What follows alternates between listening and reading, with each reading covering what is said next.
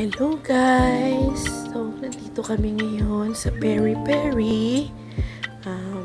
Celebrate namin yung graduation ng aking prinsesa, si Hailey. Yan. Dito namin napili kasi bago lang siya dito sa SM Bacoor. So, ito try namin kung masarap yung pagkain nila. Ayan. Hinihintay na namin na yung order namin. So, ayan na, dumating na. Isang peri-peri na original classic. Original classic ba yun? Na peri-peri, tsaka sweet barbecue. Yung in-order namin na chicken. Tapos, meron kaming carbonara dyan. Tapos, meron kami mga side dishes. Anim na klase na side dishes. Tapos, meron kaming Java rice. Yan, tatry ko na siyang tikman.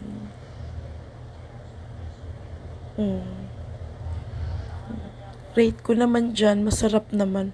Masarap siya. Malinamnam siya, juicy siya. Inside. Tapos, talagang mainit pa siya yung chicken nila.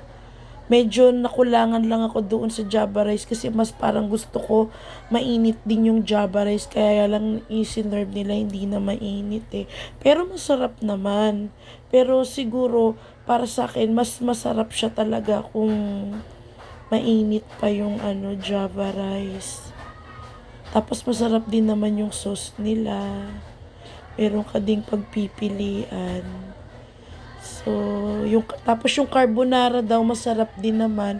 Actually, natikman ko siya isang subo yung carbonara. Masarap naman. Yun yung special request ng aking anak. So, yun yung kinain niya kasi mahilig siya sa carbonara. And then, ano pa ba? Yung juice naman nila, yung juice nila na lemon juice. Okay naman, masarap naman siya. Normal na lemon juice. Actually, hindi siya lemon eh. Lime pala. Sorry naman. Lime juice pala yun, yung in-order namin. Ayan. So, happy naman ang mga kiddos, lalo na yung anak ko.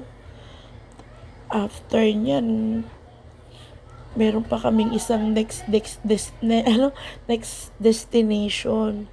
After namin kumain ng lunch, yan, magkikidsona pa yung mga bata.